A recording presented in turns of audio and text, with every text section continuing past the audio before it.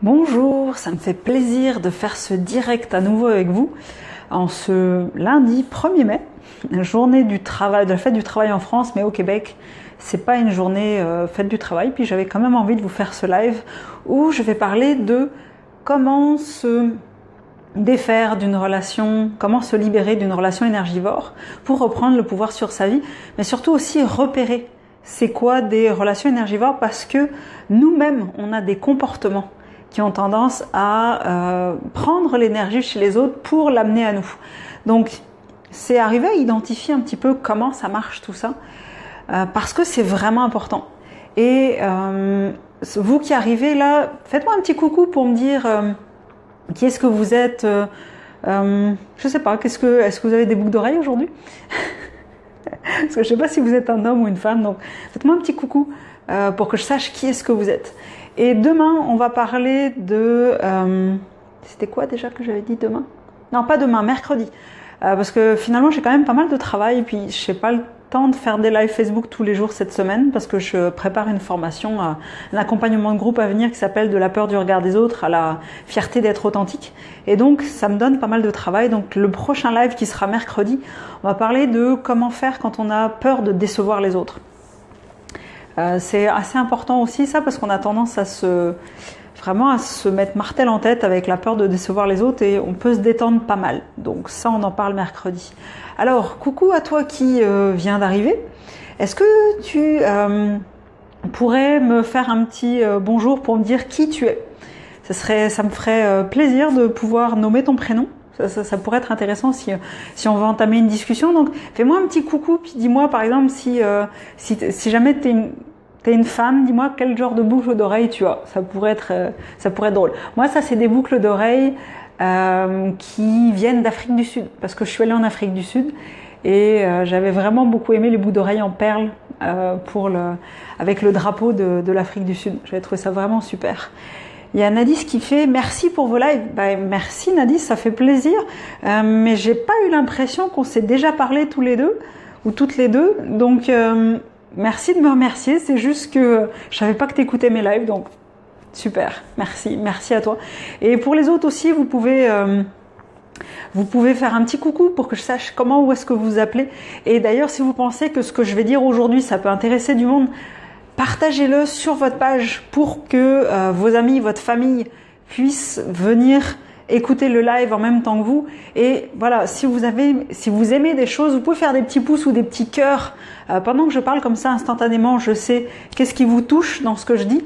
Et si vous avez des questions, si vous avez une situation dans laquelle vous êtes un peu embourbé et que vous ne savez pas comment faire, marquez-les dans les commentaires, je vais pouvoir y répondre en live. Et si jamais c'est un peu trop personnel pour le marquer dans les commentaires, faites-le en privé. Ça me fera plaisir de vous répondre en privé ou après le live, justement, dans les commentaires de manière un peu plus peut-être détaillée que ce que je vais pouvoir faire dans le live. Donc, comme d'habitude, on va parler de savoir. Donc, comment est-ce que ça se passe là-haut? Savoir-être, une fois qu'on sait tout ça, quelle est la position intérieure qu'on doit adopter vis-à-vis de ça et puis de nos relations avec les gens? Et enfin, savoir-faire. Ok, dans la réalité concrète, comment on fait? Et là, je vois qu'il y a d'autres mondes qui arrivent, donc ça me fait plaisir de vous accueillir sur ce live. Si vous pouviez faire un petit coucou, si vous êtes une femme, dire la blague du jour, enfin le petit truc du jour que j'aime bien faire moi pour faire un petit coucou, c'est si vous êtes une femme, vous dites quelle sorte de boucle d'oreille vous portez, ou si vous portez pas de boucle d'oreille, bref, vous me dites ça. Puis si vous êtes un homme, qu'est-ce que je pourrais faire si vous êtes un homme? Est-ce que vous portez une cravate? Si vous êtes un homme, dites-moi si vous portez une cravate et quelle couleur est la couleur de votre cravate. Voilà, ça va être ça le petit jeu du jour pour dire bonjour. Donc merci à ceux qui viennent d'arriver. Posez vos questions si vous en avez. Partagez le live pour que d'autres puissent y accéder. Ça commence maintenant. Ce que j'avais envie d'apporter en premier, c'est le fait que une relation, c'est forcément un échange de temps et d'attention. Parce que quand l'autre nous parle et qu'on... Alors il y en a 10 qui dit des créoles, donc ça veut dire que tu es une femme parce que je connaissais pas ce prénom-là. Ok, j'adore les boucles d'oreilles créoles. J'en ai, mais peut-être pas aussi grandes que les tiennes, je sais pas, ça dépend. Excusez-moi pour la petite digression. Quand une relation, c'est forcément un échange de temps et d'énergie. Parce que on va passer du temps avec la personne et on va lui consacrer de l'attention, je veux dire, pas de l'énergie, mais en finalité c'est de l'énergie. On va lui consacrer de l'attention pour écouter ce qu'elle nous dit, parce que sinon, si on s'en fout, dans ce cas-là, c'est pas la peine d'être à côté de la personne. Je pense que là-dessus, on est tous d'accord. Et donc, cette relation qu'on va entretenir avec une personne, où on va lui consacrer du temps et de l'attention, c'est donc de l'énergie. C'est de l'énergie qu'on va diriger vers cette personne pour suivre la conversation, pour interagir avec elle, pour prendre en considération toutes les dimensions de la relation qu'on a avec la personne. Donc, je ne sais pas si vous êtes d'accord avec moi, là déjà de base, peut-être mettre des pouces ou des cœurs ou si vous êtes d'accord avec moi, mais ça veut dire que les relations avec les autres, c'est déjà en fait de l'énergie. Hey, salut Aurélie, ça fait plaisir de te voir. Donc Aurélie, la petite question de base, c'était pour s'amuser, pour se dire bonjour, c'est est-ce que tu as des boucles d'oreilles pour les femmes, parce que toi je sais que tu es une femme, et donc si tu as des boucles d'oreilles, c'est quelle sorte de boucles d'oreilles tu portes. Et pour les hommes, pour dire bonjour, ça serait plutôt est-ce que vous avez une cravate, et si vous avez une cravate, de quelle couleur elle est. C'est juste pour le fun. Donc là je sais déjà qu'il y a Nadis, qu'il y a Aurélie qui m'écoute. Mais je sais qu'il y a d'autres mondes, donc soyez pas timides. Faites-moi un petit bonjour, juste un petit coucou si vous n'avez pas envie de parler de votre cravate ou de vos boucles d'oreilles. C'est correct, vous avez le droit aussi. Donc c'est de l'énergie. Et ce qui se passe, oui, et Nadis, je suis vraiment d'accord avec toi, écoutez, c'est partager l'intimité de l'autre, absolument. Et donc, le truc, ce qu'il faut savoir, c'est que quand on est avec quelqu'un, quand on échange avec quelqu'un, c'est un échange d'énergie.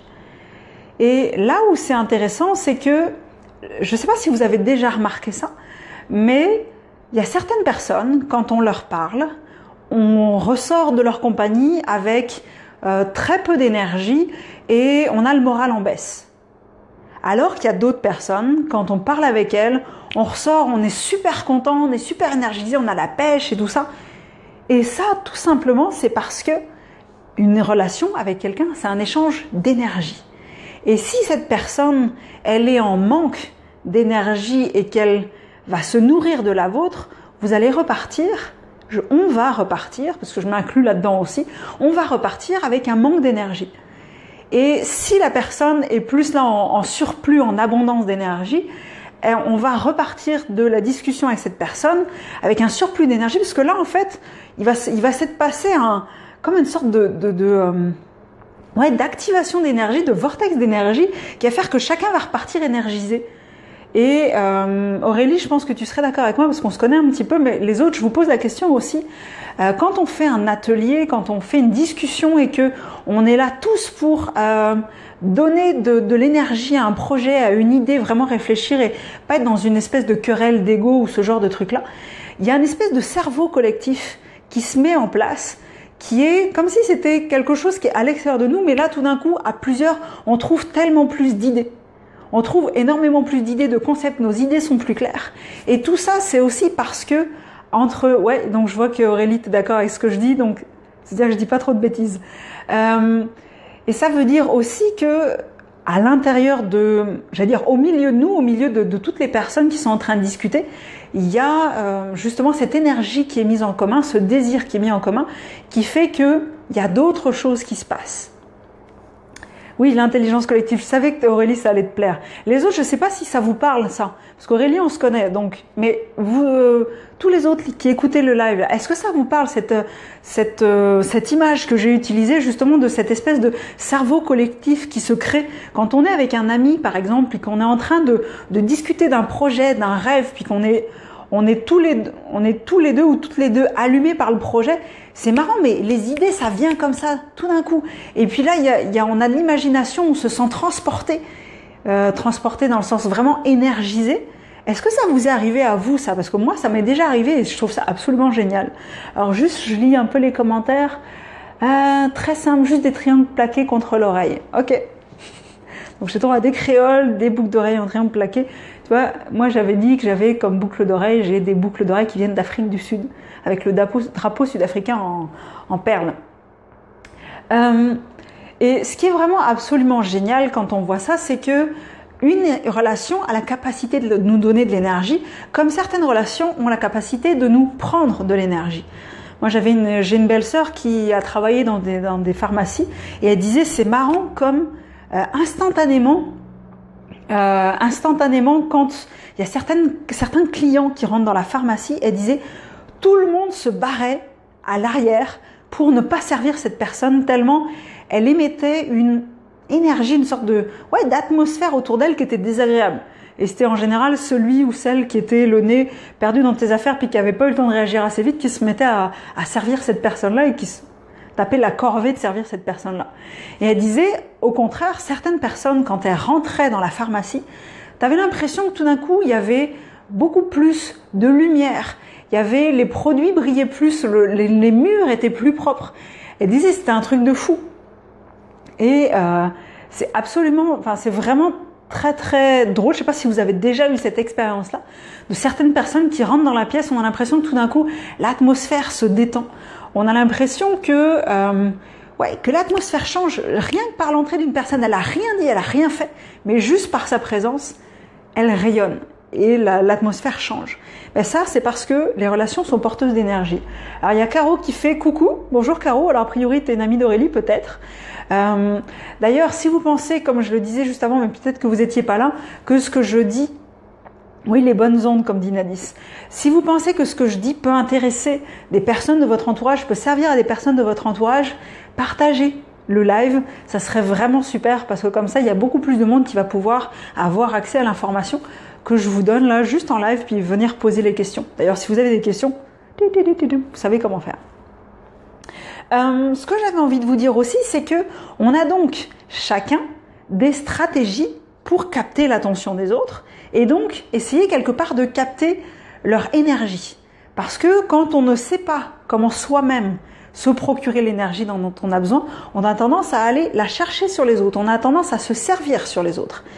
Et ça, c'est un problème parce que c'est toujours une joute de savoir qui est-ce qui va avoir l'attention, donc qui est-ce qui va avoir l'énergie. Et je ne sais pas si vous connaissez des mécanismes, tiens, allez-y, hop, on va se mettre à vos starting blocks au niveau des claviers. Quel genre d'énergie, de comportement vous voyez qui sont là pour capter de l'attention, donc de l'énergie? Moi, j'en donne un premier pour vous donner une idée, c'est le fait de se plaindre tout le temps.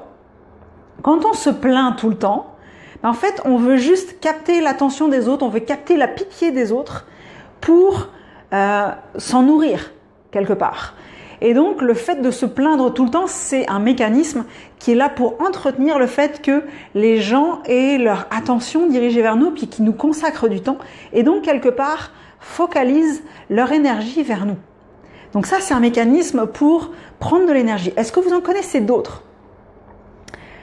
Alors, oui, Aurélie, il y a les guélurons, ceux qui nous font rire. C'est pas que c'est mauvais en soi de faire rire, c'est juste que ceux qui se sentent toujours obligés d'attirer l'attention en faisant des blagues, en faisant rire tout le monde, et donc d'attirer l'attention sur eux toujours par ce biais-là, c'est là que ça devient une stratégie pour récupérer l'énergie de l'autre. Est-ce que vous avez d'autres exemples ? Parce qu'il n'y a pas que cela, il y en a plein, il y en a vraiment plein. Se faire passer pour une victime, absolument Nadis. Donc là, c'était ce que je disais, le fait de se plaindre, de se faire passer pour une victime.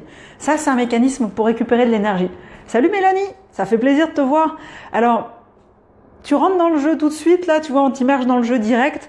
J'étais en train de passer à la recherche, d'être à la recherche des mécanismes pour prendre du temps et de l'attention aux autres. Donc, quelque part, leur prendre de l'énergie. Donc, on a parlé de la plainte, du fait d'être victime tout le temps, éternelle, les victimes éternelles là, qui se plaignent tout le temps, il leur arrive toujours un tas de trucs absolument désagréables, c'est toujours la fin du monde tous les jours, et ils ont toujours beaucoup de choses à nous raconter. Aurélie parlait du fait des gens qui sont des guélurons, qui sont très extravertis, qui font toujours plein de blagues, qui sont là pour faire rire le monde, et qui ont besoin de l'attention des gens. C'est pas que ça soit mauvais en soi, c'est juste que quand c'est systématique, ça veut dire que c'est quelque chose qui est là c'est un mécanisme pour prendre de l'attention. Parce que sinon, la personne ne se sentirait pas obligée sans arrêt de jouer ce rôle-là pour attirer l'attention des autres. Souvent, d'ailleurs, ces gens-là sont coincés dans ce mécanisme-là, ils ne savent pas forcément comment s'en sortir, de manière consciente ou inconsciente. L'agressivité, absolument Nadis, parce que justement quand on est agressif avec les autres, quand on a tendance à les agresser verbalement, à les questionner, à les remettre en question, ça va être quelque chose pour justement essayer de prendre le contrôle sur la personne, capter son attention parce qu'elle va être obligée de se défendre, elle va être obligée de porter attention à notre comportement. Donc ça, c'est un moyen de capter son attention, de capter son énergie. Minimiser les autres, absolument. C'est une histoire de essayer de prendre le pouvoir. Essayer de prendre le pouvoir sur l'autre en disant non mais toi de toute façon tu vaux rien, puis de toute façon c'est pas bon ce que tu fais, et le contrôlant aussi, par exemple le fait de vouloir régir toutes les activités des autres puis qu'ils fassent exactement comment on dit à la baguette vraiment tout ce qu'on fait, ça c'est régir la vie des autres, ça c'est aussi une manière de capter de l'énergie. Est-ce que vous en voyez d'autres? Alors les pervers narcissiques, Caro, c'est vraiment porté à l'extrême. Parce que les pervers narcissiques, ça en est pathologique. Parce que c'est un mode de fonctionnement. Et c'est un mode où vraiment c'est le vampirisme d'énergie poussé à l'extrême, les pervers narcissiques. La plupart du temps, les gens, quand ils vont avoir une stratégie pour prendre de l'énergie aux autres, ça va être inconscient. Les gens, par exemple, qui ont toujours besoin de se confronter aux autres, qui ont toujours besoin de rentrer dans la confrontation d'idées, dans le combat, dans l'affrontement perpétuel avec les autres, souvent, c'est pas conscient du fait que ça soit le fait d'aller chercher de l'énergie. C'est un mode de fonctionnement qui s'est mis en place petit à petit, mais c'est pas conscient parce que la majorité du temps, le fait d'aller chercher de l'énergie, c'est vraiment pas conscient.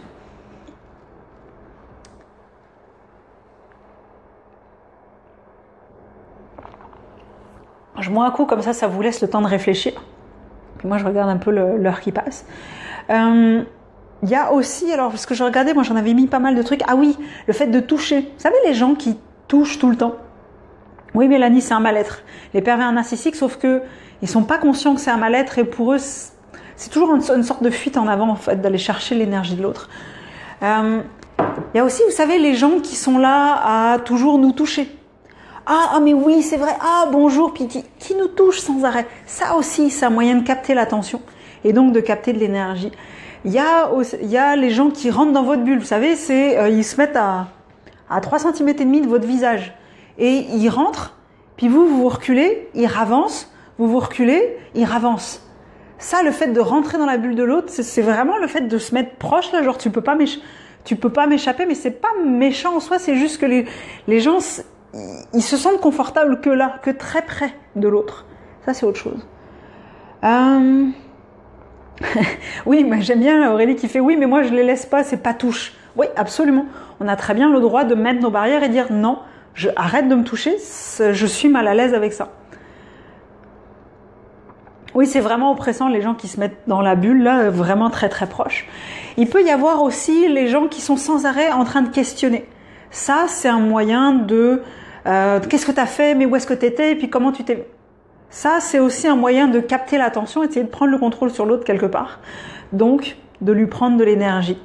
Parce que c'est assez épuisant, je ne sais pas si vous êtes d'accord, mais c'est assez épuisant quand il y a quelqu'un qui n'arrête pas de nous questionner, encore nous questionner, puis on doit tout justifier. Non, faut mettre sa limite. Parce que là, c'est encore un moyen de récupérer de l'énergie. Je rappelle, pour ceux qui viennent d'arriver, si vous estimez que là, ce que je dis, c'est vraiment important, partagez ce live sur votre page, sur votre mur, pour qu'il y ait d'autres personnes que vous connaissez qui puissent y avoir accès. Même en les taguant après, en leur partageant en messagerie privée.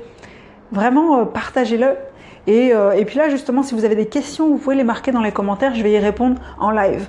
Je suis en train de regarder un petit peu ma liste parce que, à force de discuter, j'ai pas toutes les idées qui me viennent. Il y a aussi les gens qui sont distants. Vous savez, dans une soirée, celui qui se met dans un coin puis qui parle pas, ben dans ce cas-là, tout le monde... merci Mélanie d'avoir partagé. Vous savez, les gens qui se mettent dans un coin, dans une soirée, puis qui sont distants et puis qui parlent à personne, etc. Ben, c'est quelque part une manière aussi de choper l'énergie parce que tout le monde va se poser la question de savoir comment la personne va. Est-ce qu'elle va bien? Est-ce qu'elle va pas bien? Elle fait la gueule? Donc ça, quelque part, c'est aussi une manière de choper de l'énergie.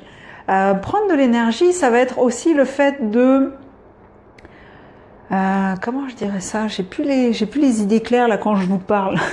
On va y arriver, on va y arriver. Le fait d'être colérique et intimidateur, ça je l'avais dit. L'humour, le fait de faire des blagues, on l'a dit. Contrôlant, le fait d'être désorganisé aussi. Parce que le fait d'être désorganisé, d'avoir toujours besoin des affaires d'autres personnes, d'avoir toujours besoin de support, d'aide, etc., de pas savoir comment s'y prendre et tout. Bah, quelque part, je veux dire, c'est pas que on doit pas demander d'aide, c'est pas qu'on n'a pas besoin, on doit avoir jamais besoin de personne. C'est juste que quand c'est systématique, pour un adulte, un enfant c'est un peu différent, mais pour un adulte, quand c'est systématique, bah, c'est un moyen de récupérer de l'attention. C'est un moyen de récupérer, ouais, l'attention des autres, puis le fait qu'ils prennent soin de nous. Caro qui me demande, on cherche tous de l'énergie à notre façon, en fait, oui, parce que, en fait, si on n'en est pas conscient, oui, absolument. Et le but, c'est d'en prendre conscience. Et c'est pour ça que je fais ce live. J'en mettais quelques-uns aussi, ou donc le questionnaire. Ouais, ah oui, les gens qui sont tout le temps malades aussi. Les gens qui sont tout le temps malades, c'est vraiment pour récupérer de l'énergie, parce que quand tu es malade, ben, les gens ont tendance à s'inquiéter pour toi, donc ils vont te poser des questions, ils vont t'appeler régulièrement. Donc il y a des gens qui ne trouvent que cette manière-là pour obtenir de l'attention. Et comme le dit Aurélie, en fait, l'enjeu, c'est de savoir comment remonter soi-même son niveau d'énergie et s'autonomiser. Et il y a une chose déjà qui est essentielle que je mette dans le savoir, en fait, dernière chose que je vais mettre dans le savoir, avant de passer au savoir-être et au savoir-faire, c'est le fait que ces personnes-là, quand on s'aperçoit qu'il y a des personnes qui nous prennent de l'énergie, qui sont là, quand on les quitte, on est plus fatigué, on a moins le moral, on est désorganisé pour notre propre vie, on ne sait plus trop où est-ce qu'on en est. Toutes ces personnes-là, c'est des personnes qui sont pas bonnes pour nous. En tout cas, ou sinon ça veut dire que ça peut être passager, quelqu'un qui nous fait sentir comme ça, mais quelqu'un qui nous fait sentir systématiquement comme ça, c'est bien de prendre de la distance par rapport à cette personne-là, parce que elle, quand on va se retrouver à côté d'elle, elle va avoir tendance à nous prendre, à détourner notre propre force vitale, notre propre énergie pour elle, de manière consciente ou inconsciente. Donc c'est-à-dire que tant qu'on va garder des personnes comme ça dans notre environnement, ben, on va pas pouvoir augmenter notre niveau d'énergie, parce que régulièrement, quand on va croiser le chemin de ces personnes-là, elles vont nous siphonner notre énergie. Donc ça, c'est important à savoir, et c'est pour ça qu'on dit qu'on est la moyenne des 5 personnes qu'on fréquente le plus. Parce que si on veut avoir tendance à sortir du milieu duquel on est, de sortir de l'état d'esprit dans lequel les gens qui nous entourent sont, et d'aller vers autre chose, de changer de voie par rapport aux gens, parce que la vie nous va pas telle qu'on la vit jusqu'à présent, on est obligé de distancer la relation par rapport à certaines personnes, voire de couper la relation avec d'autres. Parce que ces personnes-là vont nous prendre de l'énergie, et ça va être en fait finalement à chaque fois des siphons quand on va passer à côté d'elles et quand on va passer du temps avec elles. Il se peut que ça soit de la famille, puis dans ce cas-là, c'est pas facile, et ça veut dire que là, c'est mettre une relation et mettre surtout sa limite, en disant, si quelqu'un, par exemple, moi je connais quelqu'un, sa mère est tout le temps en train de se plaindre et lui raconter tous les malheurs possibles et imaginables, ben c'est lui dire, ok, je comprends que tu as envie de me parler, puis tu as envie de me raconter ce qui se passe, par contre, moi, je peux pas être sans arrêt à entendre seulement les mauvaises choses qui se passent dans ta vie. Ça ne me convient pas. Surtout si c'est un monologue. Si c'est un dialogue, c'est une chose, mais si c'est un monologue de la personne qui se plaint tout le temps, bah, au bout d'un moment, il faut dire non. Non, ça ne me va pas comme mode de communication, comme mode de relation. Je sais pas ce que vous en pensez. C'est pas évident parce que c'est la famille, mais ça ne me va pas. Et mettre des limites, puis dans ce cas-là, passer voir cette personne-là moins souvent, puis lui redire, ça me fait plaisir qu'on puisse dialoguer. Par contre, si c'est juste pour te plaindre, si c'est juste pour te plaindre de ce qui t'arrive, si c'est juste pour me raconter tous les malheurs qui se passent dans ta vie, on va pas pouvoir discuter. Et ça confronte, parce que l'autre en face, dans ce cas-là, ben, c'est pour reprenez le live que j'ai fait vendredi dernier, où justement je disais quand les gens, comment faire pour sortir un peu de l'emprise de certaines personnes, je sais plus comment je l'avais appelé ce live-là, mais c'était justement la personne. Sa réaction va être à la hauteur du contrôle qu'on l'avait laissé avoir sur notre vie. Donc, si on l'avait laissé avoir beaucoup de contrôle, la réaction va être plus importante. Mais on culpabilise quand on se dit qu'on le rendra encore plus mal, Caro. Le truc, c'est que la culpabilisation, c'est aussi une arme. c'est aussi une arme pour soutirer de l'énergie. Parce que pendant que tu culpabilises pour la personne en question, dans ce cas-là, ton énergie va toujours à elle. Parce que ton attention va toujours à elle, même si la personne n'est plus là. Donc, c'est pas culpabiliser parce que dans ce cas-là, tu sais, si la personne essaye de te faire culpabiliser, c'est que c'est pour te prendre de l'énergie. Et ça, c'est un problème. Parce que c'est pas une relation qui est saine. Une relation où il y a de la culpabilisation, c'est pas une relation à entretenir parce que c'est pas une relation qui est saine. On n'est pas d'égal à égal. Il y a quelqu'un qui est en train de te faire sentir mal parce que tu ne fais pas ce qu'il te demande. Et c'est quoi ça comme relation? C'est quand même curieux. Donc, la culpabilisation, non, c'est-à-dire que là, il faut justement se sentir, s'aimer suffisamment pour se sentir suffisamment légitime de dire non, ça c'est ma barrière parce que mon besoin, il est celui-là. Et justement, allez voir d'autres lives que j'ai fait où je parlais des besoins, de comment se sentir légitime, d'affirmer son besoin. Je crois que c'était ça justement, c'était ça le live de vendredi dernier.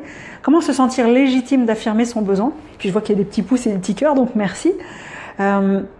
C'est que justement, il faut se dire c'est moi la personne la plus importante. Si moi je suis à plat, c'est pas l'autre qui va me, c'est pas cette personne-là qui va me remettre d'aplomb, pas cette personne-là qui va me redonner de l'énergie. Donc c'est à moi en premier à me donner cette énergie-là. Et surtout aussi, ce qui peut être intéressant, c'est de voir c'est quoi les motivations qui sous-tendent les actes que je fais. Et justement, c'est là qu'on en vient. Donc au niveau du savoir-être, ce qui est important déjà, c'est de savoir déjà que les relations, c'est un échange d'énergie. Ensuite, savoir que c'est à nous de gérer notre propre énergie et de nous la donner. Parce que c'est pas à aller chercher chez les autres. Les autres, c'est pas des réservoirs d'énergie sur pattes. Faut se méfier avec ça. Et dernière chose aussi, c'est de sortir des jeux de pouvoir justement dans l'énergie où chacun a une espèce de besoin qu'il essaie d'avoir en soutirant de l'attention et de l'énergie des autres. On sort de ça parce que sinon on s'en sort jamais. Alors je vois que Mélanie a marqué quelque chose. Si tu as des problèmes, tu es bien seul. Donc moi j'ai réussi à mettre de la distance avec les problèmes des autres. Bah oui, parce que si on est juste l'oreille qui écoute et qu'on donne de l'attention et de l'énergie aux gens, bah dans ce cas-là, le problème c'est que quand nous on a des problèmes, il n'y a plus personne. On a vidé notre réservoir d'énergie en écoutant les autres, mais nous il n'y a plus personne pour nous. Donc c'est là qu'il y a un problème parce que dans ce cas-là, comme une relation, normalement, ça doit être à deux directions. Si quand moi j'en ai besoin, il n'y a plus personne, c'est que c'était pas une relation. Et oui, donc c'est pas évident, c'est pas facile à comprendre et à entendre des fois parce qu'on se dit là, oui, mais cette personne, oui, mais qu'est-ce qu'elle vient remplir comme besoin chez toi, cette personne-là? Si jamais la relation n'est pas enrichissante, si jamais c'est même pas une relation bidirectionnelle, qu'est-ce que cette personne vient combler comme besoin chez moi si je continue à aller la voir? Puis pas se juger, c'est simplement observer, être bienveillant vis-à-vis de soi, puis observer qu'est-ce que cette personne-là vient remplir comme besoin chez moi. Vient peut-être remplir un besoin de sécurité si c'est ma mère, puis que la relation est toxique, mais je continue à aller la voir parce que c'est ma mère. Non. Si c'était quelqu'un d'autre, on n'irait pas la voir parce qu'on dirait non mais cette personne elle se plaint tout le temps, elle m'énerve. Pourquoi on devrait continuer à aller voir cette personne-là parce que c'est notre mère? C'est toxique. Non. Non, à nous de mettre les limites, même si c'est moins facile. Donc au niveau du savoir-faire, première chose déjà, c'est s'apporter nous-mêmes l'énergie dont on a besoin. Et cette énergie dont on a besoin, on se l'apporte par exemple en faisant de la méditation. Et la méditation, c'est pas rester assis sur un coussin pendant 1 heure en pensant à rien. C'est simplement le fait de se recentrer sur soi, par exemple, en écoutant ses propres sensations, en se centrant sur sa respiration, sur comment l'air rentre et sort, sur comment on sent dans notre corps à ce moment-là. Puis ça peut très bien être 3 fois 1 minute dans la journée. Pas besoin d'être 15 minutes. Donc, on se détend, hein. La méditation, c'est pas juste un moine bouddhiste assis sur son fauteuil avec les mains comme ça, là, vous savez, et puis avec 0 pensée dans la tête. Non, non, c'est beaucoup plus simple que ça. C'est aussi le fait d'aller dehors, d'aller marcher dehors, d'aller faire du vélo dehors, de juste passer du temps dehors à marcher. Ça aussi, ça recharge énormément. Et donc, bien sûr, d'être concentré sur ce qu'on fait et pas juste avec la liste des choses à faire qu'on devra commencer une fois qu'on aura terminé de marcher, parce que sinon ça marche pas. Jeu de mots, calembour. Bref, Je me fais rire moi-même. À défaut de vous faire rire vous, moi je me fais rire moi-même. Je trouve ça cool. Donc, première chose, c'est le fait de gérer soi-même son énergie. Mais ça veut dire que, ce qui est important aussi, parce que là on vient de parler des autres. Vous savez, les autres qui prennent de l'énergie en faisant la victime, en parlant de leurs problèmes sans arrêt, en essayant d'attraper l'attention, en faisant des blagues, en s'habillant de manière extrêmement voyante pour que tout le monde les remarque, etc., etc., etc. Mais ces autres-là, c'est nous.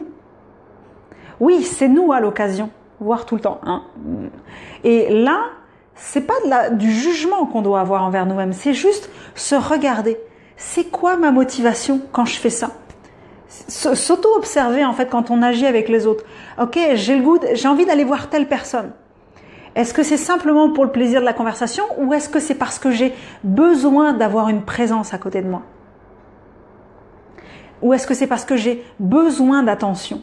Ou c'est parce que j'ai besoin de sécurité?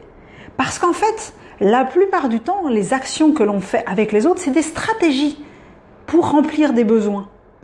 Donc en fait, si on arrive à nommer le besoin qui est en dessous, et si vous cherchez une liste des besoins, cherchez communication non violente sur Google, les besoins fondamentaux de l'être humain, vous allez trouver des besoins, parce que quand on arrive à nommer un besoin, on se détend. Tout de suite, instantanément, on se détend parce que c'est comme s'il y avait un nœud à l'intérieur de nous, il y a un truc qui se crispe, et on essaye d'aller nourrir ce besoin, mais sauf que c'est des stratégies, et donc on va avoir une tension dans la relation avec l'autre. Et à ce moment-là, si on arrive à trouver le besoin, pouf, instantanément on se détend. C'est un truc de fou. Moi, ça m'est déjà arrivé plusieurs fois. Je mets le doigt sur le besoin, pouf, je me détends. C'est un truc de malade.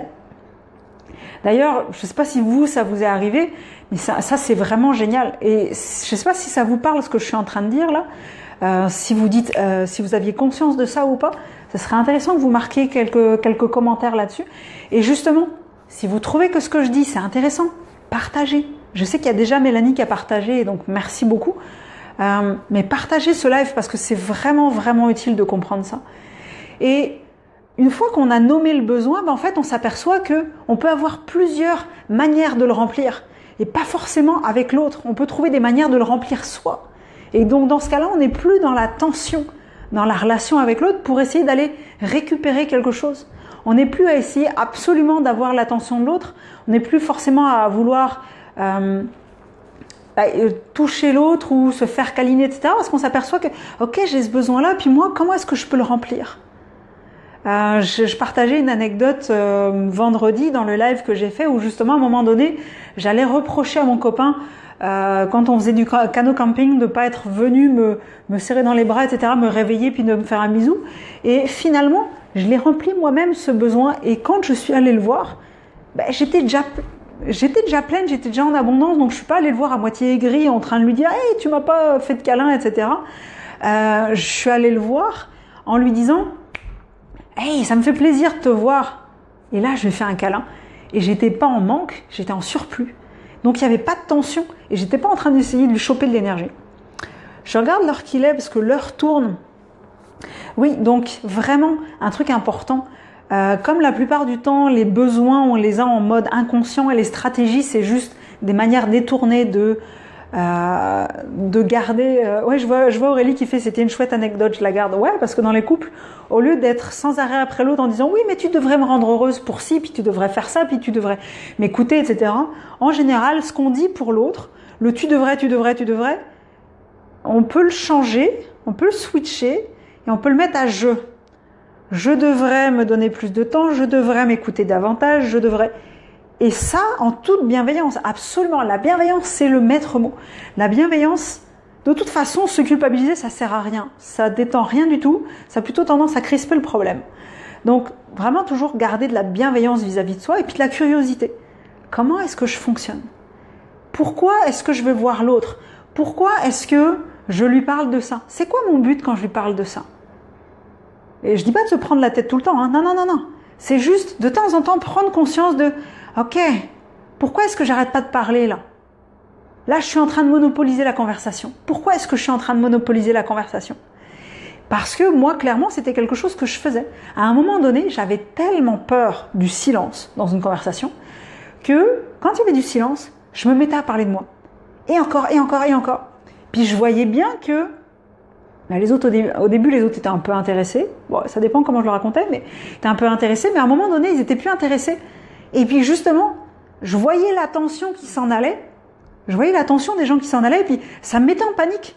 Parce que je savais pas quoi faire pour la conserver, cette attention-là. Et donc, je me mettais encore plus à parler de moi. Et c'était encore pire. Et qu'est-ce que je cherchais à ce moment-là? Je cherchais à être reconnue pour ce que je suis. Je cherchais simplement à m'exprimer, à me raconter moi. Mais j'ai pas forcément besoin des autres pour ça. Je peux très bien l'écrire dans un journal pour me raconter moi, pour raconter qu'est-ce que je pense, qu'est-ce que je ressens, etc. Et puis, surtout, je ne tenais absolument pas compte du besoin de l'autre quand j'étais là-dedans. Parce que j'étais tellement crispée sur le fait d'obtenir l'attention de l'autre que lui, là-dedans, n'existait plus. Et ça, c'est un problème parce que c'est plus une relation, c'est un monologue. Donc ça, c'est un... Voilà, c'est simplement s'observer. Pourquoi est-ce que je fais ça? Pourquoi est-ce que je me sens toujours obligée, par exemple, de faire des blagues dans une soirée pour être le centre de l'attention? Qu'est-ce que je cherche à combler comme besoin en arrière? C'est vraiment intéressant. Puis surtout aussi, ça peut être très drôle parce que on a déjà... y a Mélanie qui confirme que t'étais pareil. Ben voilà, tu sais, c'est... Mais ça, petit à petit, en s'observant soi-même, on est capable de le changer. Et aussi observer les autres, parce que s'observer soi, des fois, c'est difficile. Donc, on peut observer les autres, on peut regarder comment les gens interagissent. Ok, est-ce que là, il essaye de prendre le pouvoir sur l'autre? Est-ce que là, c'est plutôt une victime qui essaye de soutirer de l'énergie? Comment? Et parce que justement, après, on peut se poser la question de est-ce que moi, j'ai tendance à faire ça dans ma vie? De quelle manière, éventuellement, j'ai tendance à faire ça? Et ça, c'est intéressant parce que ça nous renseigne sur nous. Comme l'histoire du miroir que j'ai partagé déjà dans plusieurs autres lives, etc. Regarder les autres, ça nous renseigne sur nous parce que ce qu'on voit les autres faire, en général, c'est des choses qu'on fait à plus ou moins grande échelle. Donc c'est toujours intéressant de ne pas se dissocier des autres. On n'est ni mieux ni moins bien. Globalement, on est tous à peu près à nager dans la même galère. Moi, je dis ça, je dis rien.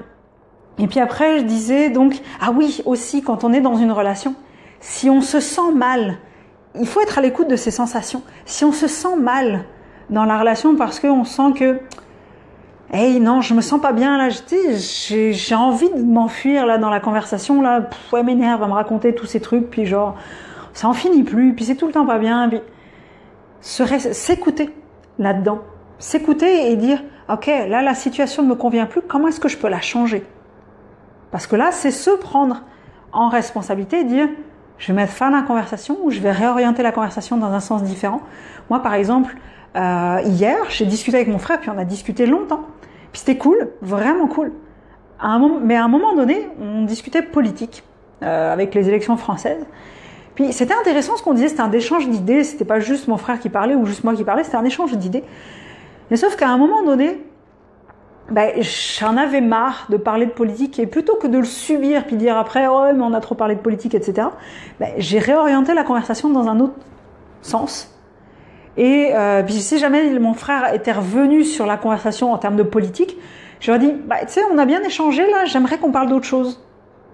Nommer les choses, nommer ce qui est dans l'instant. C'est pas évident, pas forcément facile à faire, ça vient avec la pratique.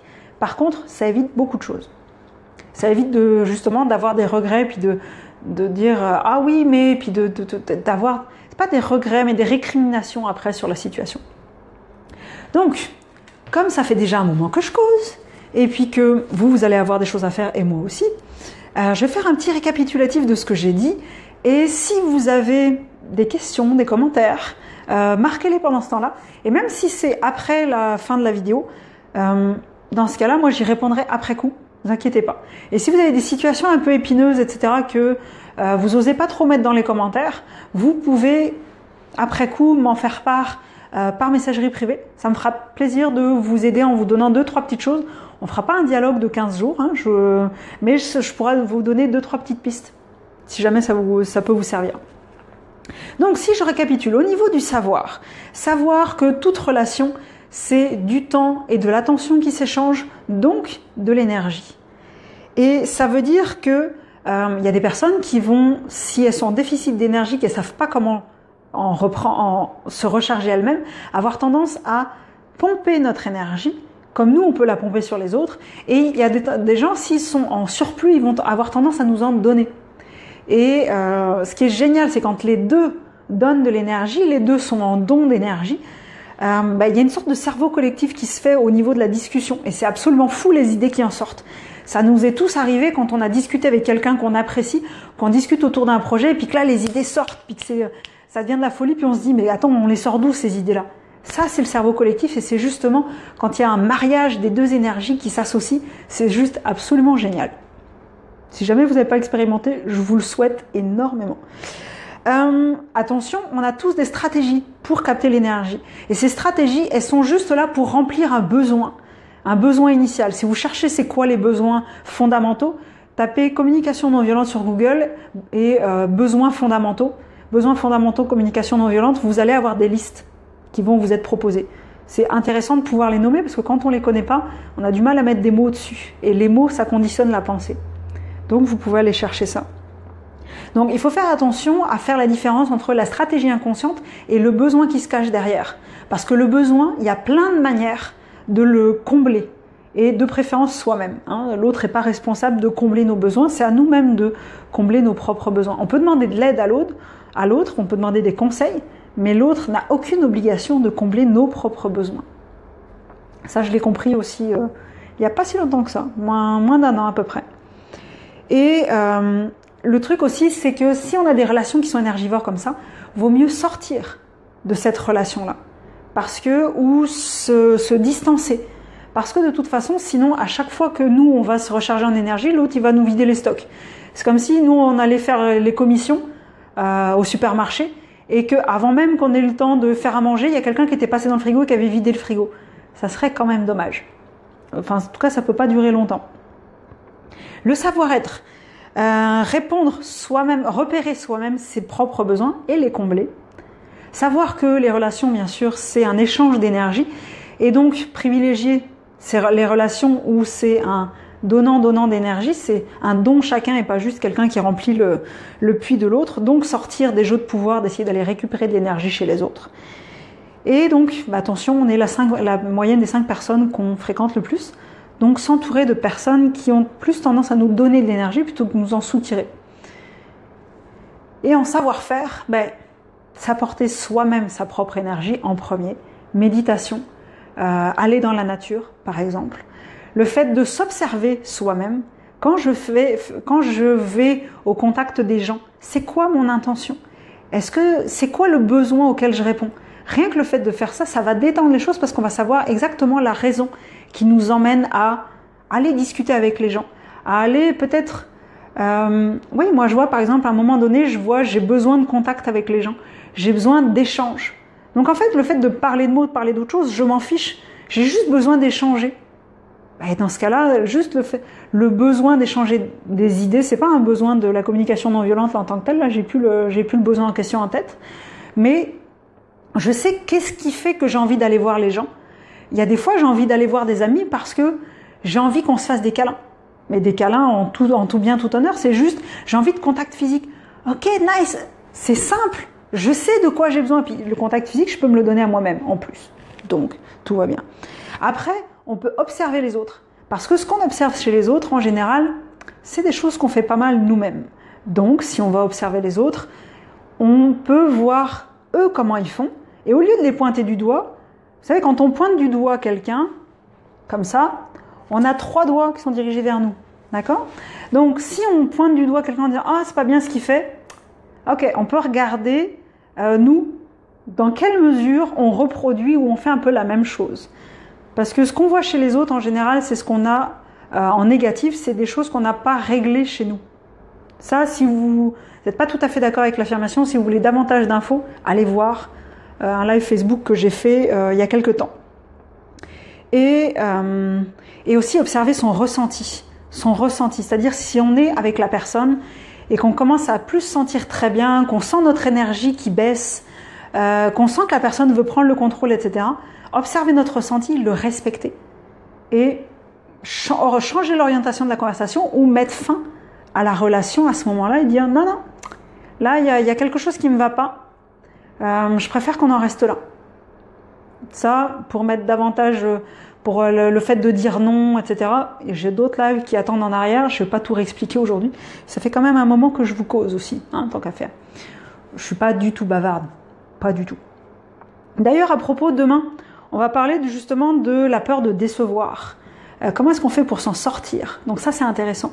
Et si vous voulez en apprendre davantage sur moi, sur comment j'ai fait pour me sortir un petit peu de tout ça et tout, dans les événements, dans la page en haut, vous avez le 17 mai, je fais 2 conférences web gratuites, une à 18h30 heure du Québec, une à 20h heure de France.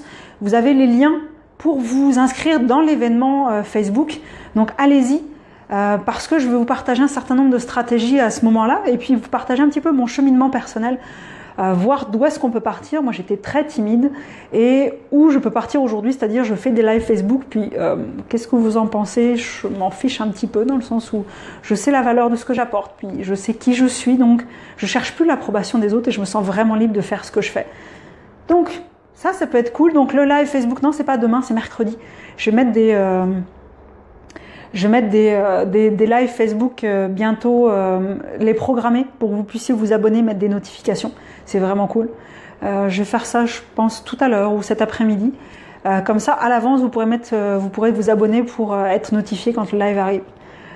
Merci Daniel de me dire que je suis une fille merveilleuse. C'est vraiment c'est vraiment très gentil comme compliment. Et voilà, moi je sais que j'accompagne des gens aussi. Donc des gens en mentorat, j'appelle pas ça du coaching, j'appelle ça du mentorat. Donc si vous sentez que je pourrais peut-être vous aider, on commence à discuter en messagerie privée. Bref, si vous avez des questions, vous savez comment faire. Moi je vous souhaite une belle fin de journée. Je vais aller manger, je vais aller faire ce que j'ai ensuite. Ah oui, j'avais juste envie de vous montrer un truc cute. Hey, regardez ce qu'a fait ma coloc. C'est beau, hein? Voilà, c'était juste ça, c'était juste pour le plaisir d'encenser un peu ma coloc parce qu'elle fait des trucs vraiment chouettes. Bon, ça c'était 3615 ta vie, rubrique on s'en fout. Ça c'est que les vieux qui ont le Minitel qui peuvent comprendre. Voilà, moi je vous souhaite une belle journée. Je vous embrasse. Partagez le live si vous a été utile et je vous retrouve mercredi pour voir la peur de décevoir, comment on fait pour se débrouiller avec ce monstre qui fait peur. Bye, à bientôt.